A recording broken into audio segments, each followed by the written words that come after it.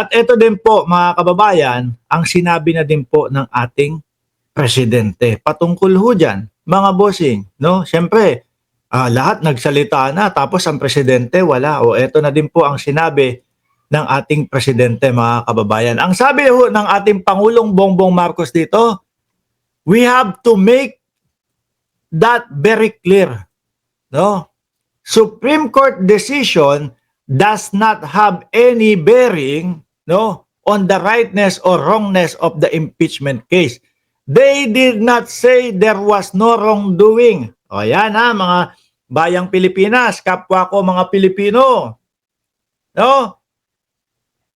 Yung pagsabi ng Supreme Court na walang impeachment na ipapasok hanggat hindi dumarating ang petsa ng February 6, hindi po ibig sabihin no na sinabi nila na hindi magnanakaw ang Vice Presidente, na walang ginawang pagnanakaw ang Vice Presidente. No, ang ibig sabihin at lagi pong ipinapaliwanag, mali lang daw po ang proseso ng paglatag ng impeachment. Pero ang Congress naman po, sinasabi nila, lahat ng ginawa naming proseso, lahat ng ginawa naming hakbang ay nasa konstitusyon. Okay? So yan din po ang stand ng ating Pangulo. They did not say, hindi nila sinabi na walang ginawang mali. Neither they did not say there was wrongdoing o kung may ginawang mali. All they are saying is you didn't handle it properly kung paano pinroseso ang impeachment na yan. That's why accountability just doesn't come into it here. Sabi po ni Pangulong Bongbong Marcos, mga kababayan. Ay nako. Ang ating bayan, kawawa. Kawawang kawawa ho, mga kababayan. Bakit to? Tingnan mo, tayong mamamayang Pilipino. Kitang-kita ho natin yung mga ebidensya. No, inilatag po sa Congress. Ano pa?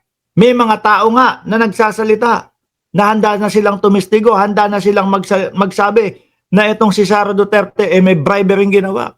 Pero dahil po madaming kakilala, dahil po madaming kaibigan na magtatanggol, ayun, hindi matuloy-tuloy. So kung sakali na totoo na magnanakaw ang Vice Presidente sa kaban ng bayan, naku po, delicates po 6 na buwan ang ating bansa, ang ating pondo. Di ba? Kaya nga po sinasabi ng Konstitusyon ng Pilipinas, dapat yan agad-agad.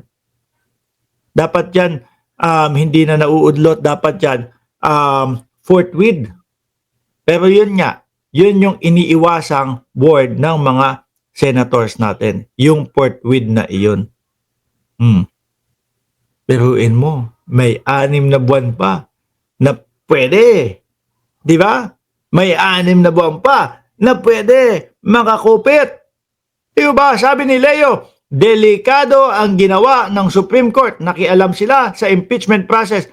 At tingin ko ho, mga kababayan, malabo nang magkaroon ng mga susunod na mga impeachment. No? Nakikita natin yung mga magiging judge sa impeachment. Kung ano yung trip nila na ibig sabihin na nakasulat doon mismo sa Konstitusyon ng Pilipinas, yun ang kanilang sasabihin at yun lang ang kanilang paninindigan at yun lang ang kanilang pupukusan. Kung ano yung trip nila. Di po ba? Kung ano yung trip nila. Dahil wala tayong magawa. Sandamakmak na Pilipino na ho ang umaalma.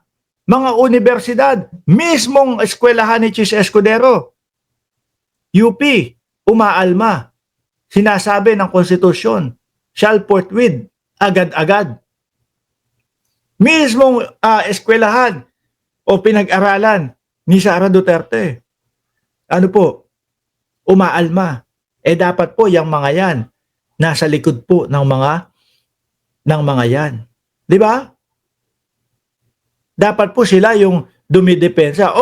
Galing sa galing sa eskwelahan namin niya si Chis Escudero. Tama yan, ganito, ganyan. Pero hindi, sila pa po yung mga nangunguna na umalma na mali yung pagkakaintindi o mali o hindi pinapansin yung konstitusyon ng Pilipinas na agad-agad.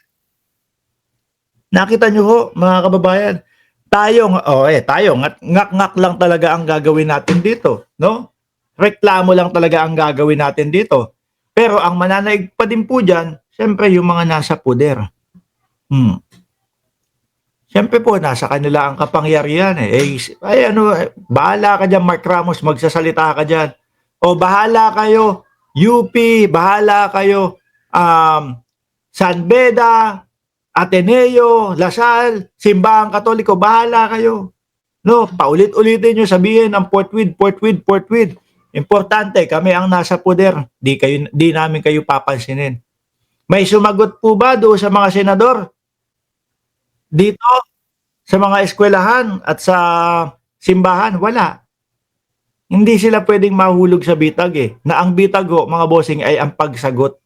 Pag sumagot sila dyan, i-reverse back sa kanila o sasabihin sa kanila, portwid, naintindihan mo? Tapos ang laban. Doon pa lang ho, tapos na ang laban, mga kababayan. Kaya, ignore nila yan. Hindi nila papansinin yan.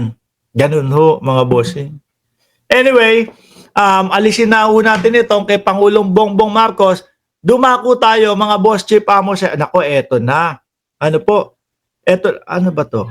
Yung bloodbath ni Sarah. Alisin ko na to. Eto na ho tayo, mga bossing. Dumako tayo sa assassination plot. No? Payam ng local media. Eto. Mga bossing.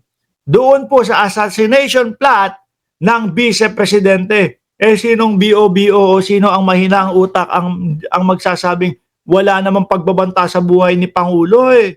Hindi naman binantaan ng vice-presidente. Mga DDS lang po yung ganon. Ito ang linaw-linaw po. Ang linaw-linaw po ng sinabi na ang sabi is, pag may nangyari sa akin, patayin si Bongbong Marcos, si Liza Araneta Marcos, at si Martin Romualdez.